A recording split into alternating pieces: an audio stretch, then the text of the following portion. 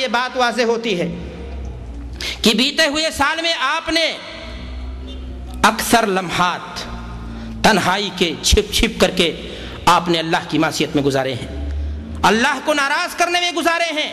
تو اللہ کی طرف سے اس نئے سال کو اپنے لیے ایک چانس سمجھ کر کے توبے کے لیے سدا ریز ہو جائیے۔ کیا پتہ آپ کی کسی نیکی کی بنیاد پر اللہ نے آپ کو یہ چانس دیا ہو کہ بندہ میرا اس سال میں توبہ کر لے، اگلا سال آنے سے پہلے آپ کی کتاب زندگی سمیٹ دی جائے اور آپ کو توبے کا موقع بھی نہ ملے۔ تو میرے بھائی اور دوستو، یہ نیا سال آپ کے لیے یہ پیغام لایا ہے کہ اگر آپ نے برائیوں میں اپنا وقت گزارا ہے تو آپ نیکیوں کی طرف پلٹ جائیں۔ اللہ کے رسول جناب محمد الرسول اللہ صلی اللہ علیہ وسلم نے ایک مرتبہ ابو ذر رضی اللہ تعالیٰ عنہ کو نہایت ہی قیمتی اور جامع نصیحت فرمائی تھی، جس کا ایک ایک لفظ تاثیر میں ڈوبا ہوا ہے۔ اللہ کے رسول صلی اللہ علیہ وسلم نے ان کو نصیحت فرمائی، وہ سواری پر آپ کے پیچھے بیٹھے تھے، آپ نے فرمایا اتق اللہ حیثما کنت، اے ابو ذر اللہ سے ڈرو جہاں بھی رہو، جس حالت میں بھی رہو، بیوی کے ساتھ ہو تو دوستوں کے ساتھ ہو تو، تجارت اور بزنس کا معاملہ کر رہے ہو تو، نوکری میں ڈیوٹی کر رہے ہو تو، اللہ کا خوف تمہیں غالب ہونا چاہیے کہ تم ادائے ذمہ داری کو صحیح ڈھنگ سے کر رہے ہو یا نہیں، ذمہ داری کو اپنے صحیح ڈھنگ سے ادا کر رہے ہو کہ نہیں۔ اور دیکھو انسان ہے، بھول ہو جاتی ہے، چوک ہو جاتی ہے، غلطی اس سے ہو جاتی ہے۔ اللہ کے رسول نے فرمایا وَاتْبِعِ السَّيِّئَةَ الْحَسَنَةَ تَمْحُوهَا، کہ اگر تم سے غلطی کہیں سرزد ہو جائے تو اس کے بعد کثرت سے کیا کرو؟ نیکی کر لو، اس لیے کہ نیکیاں تمہاری غلطیوں کو کیا کر دیں گی؟ مٹا دیں گی۔ میرے بھائیو اور دوستو، اگر بیتا ہوا سال اللہ کی نافرمانی میں گزرا ہے تو ہمیں کثرت سے نیکی کر کے ہمیں بیتے ہوئے سال کی تلافی کر لینی چاہیے۔ عقل مند کا انسان کا یہی کام ہے، اور اگر ایسا ہم نے نہیں کیا تو یقین مانیں ناکامی ہماری کیا ہو جائے گی؟ مقدر ہو جائے گی۔ دینی بھائیو اور دوستو، یہ مہینہ ہمارے لیے ایک پیغام اور لایا ہے، یہ مہینہ ہمارے لیے پیغام لایا ہے کہ ہم آپس میں متحد ہو جائیں۔ اللہ تعالیٰ نے اس فرمایا قرآن مجید کی آیت میں وَقَاتِلُوا الْمُشْرِكِينَ كَافَّةً كَمَا يُقَاتِلُونَكُمْ كَافَّةً وَاعْلَمُوا أَنَّ اللَّهَ مَعَ الْمُتَّقِينَ۔ اس آیت کریمہ کو جب لوگ پڑھتے ہیں تو سوچتے ہیں بس ایک حکم ہمیں دیا گیا ہے اور وہ یہ حکم یہ ہے کہ ہم جہاد کریں، لیکن یہ بھول جاتے ہیں کہ اس آیت کریمہ میں اللہ نے یہ بھی حکم دیا ہے کہ مسلمانوں تم متحد ہو جاؤ۔ آج حالت یہ ہے کہ ہم آپس میں ایک دوسرے کے خلاف کیا ہو گئے؟ دست بگریبہ ہو گئے۔ ایک مسلمان دوسرے مسلمان پہ کیا کر رہا ہے؟ گولی چلا رہا ہے۔ میرے بھائیوں اور دوستو، آئیے ایک مرتبہ ہم توبہ کریں اس نئے سال کے اندر کہ ہم مسلمان ہو کر کے کسی دوسرے مسلمان کو نقصان نہیں پہنچائیں گے، اس لیے کہ المسلم من سلم المسلمون من لسانہ ویدیہ، مسلمان وہ ہوتا ہے جو اپنے دوسرے مسلمان بھائی کو نقصان نہیں پہنچاتا، اس کی جیب نہیں کاٹتا۔ اگر آپ نے اپنے بھائی کا حق مارا ہے، آپ نے کسی کی غیبت کی ہے، آپ نے کسی کی برائی کی ہے گزشتہ سال میں، آپ نے کسی کے ساتھ وشواس گھات کیا، ناانصافی کی ہے، تو عزم کیجئے کہ اس نئے سال میں اب ہم کسی بھی مسلمان بھائی کے ساتھ کوئی دغا، کوئی ناانصافی نہیں کریں گے، اور ہم آپس میں دست بگریبہ نہیں ہوں گے بلکہ سیر و شکر ہو جائیں گے، اور متحد ہو کر کے کفر کی جو طاقت ہے، شیطان دشمنی جو ہے، ہم اس پر کیا ہو جائیں گے؟ آمادہ ہو جائیں گے۔ سب سے پہلے اپنے نفس کے خلاف جہاد کریں گے، اور اس کے بعد جو درجے ہیں ہم سارے میدان میں قدم رکھیں گے، اور انشاءاللہ ہماری منزل کیا ہوگی؟ جنت ہوگی۔ دینی بھائیو اور دوستو، یہ مہینہ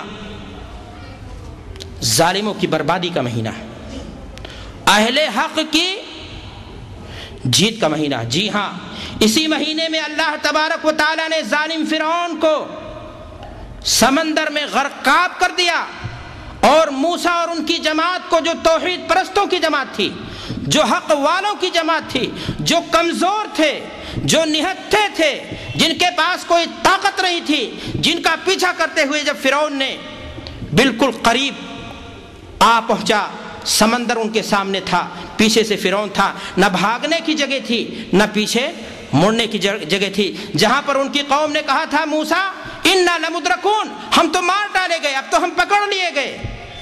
میرے بھائیو اور دوستو، ایسے موقع پر حضرت موسیٰ علیہ السلام نے فرمایا تھا ان معی ربی سیہدین، میرا رب میرے ساتھ ہے، وہ مجھے صحیح راستے پر لے چلے گا، وہ مجھے صحیح راستے کی کیا کرے گا، نشاندہی کرے گا۔ نتیجہ کیا ہوا؟ اللہ کے حکم سے اگر عصا لگا دیا کس پر؟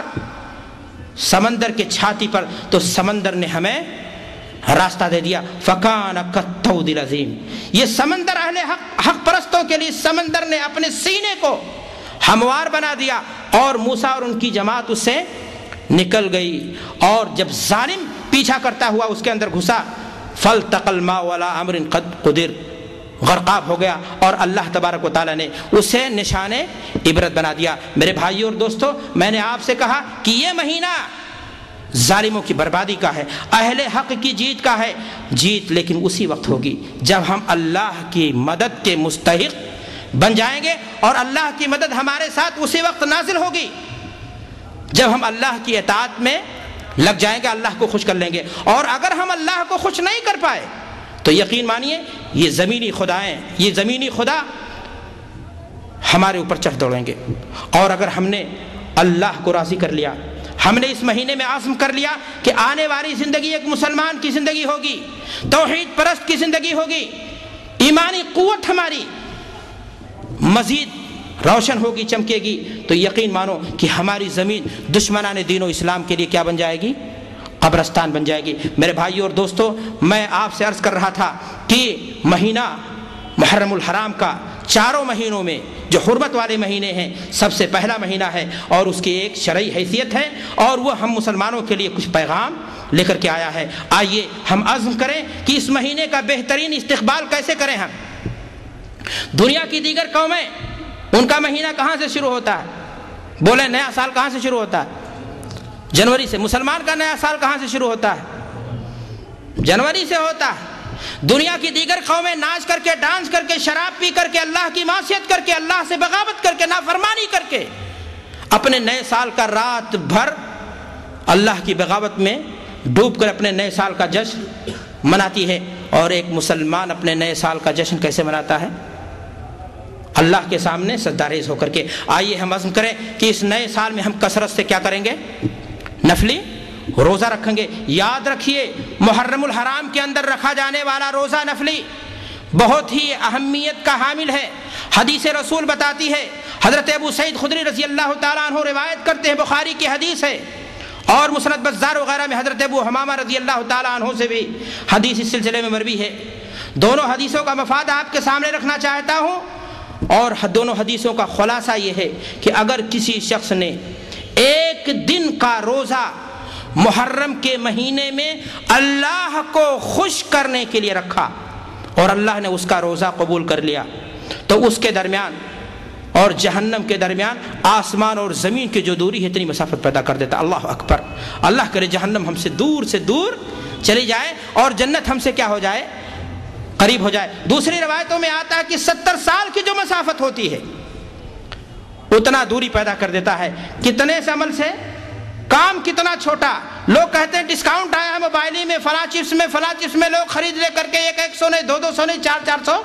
اللہ اکبر! اللہ نے ڈسکاؤنٹ دیا ہے کہ کام تھوڑا سا اجر و ثواب ہمیں کتنا ملنے والا ہے، لیکن ہم ہیں کہ ہمارے یہاں شوق نہیں پیدا ہوتا۔ میرے بھائیوں اور دوستو، یہ نیکیاں یہ آخرت کی کرنسی ہیں، یاد رکھو۔ اگر کسی کو کہہ دیا جائے فلاں کام کر لو، 1 کا 10 ملے گا، 1 ریال کی جگہ کیا ملے گا؟ دوڑ لگ جائے گی، ہوڑ لگ جائے گی، لائن لگ جائے گی، لوگ صبح سے کیا ہو جائیں گے؟ کھڑے ہو جائیں گے۔ لیکن اگر کہا جائے 1 نیکی کا ثواب اس میں 10 ملے گا اس مہینے میں، ذرا کر کے تو دیکھو، لیکن ہمارے اندر کوئی جذبہ نہیں پیدا ہوتا۔ دراصل ہماری ایمانی طاقت کیا ہو گئی؟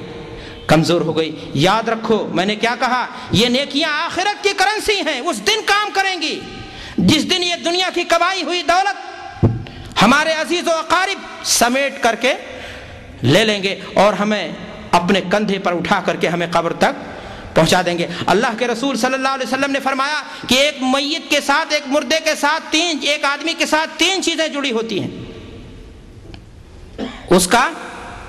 اس کی کمائی ہوئی دولت، آنکھ بند ہوئی دولت کہاں گئی؟ اس کی اپنی اولاد، آنکھ بند گئی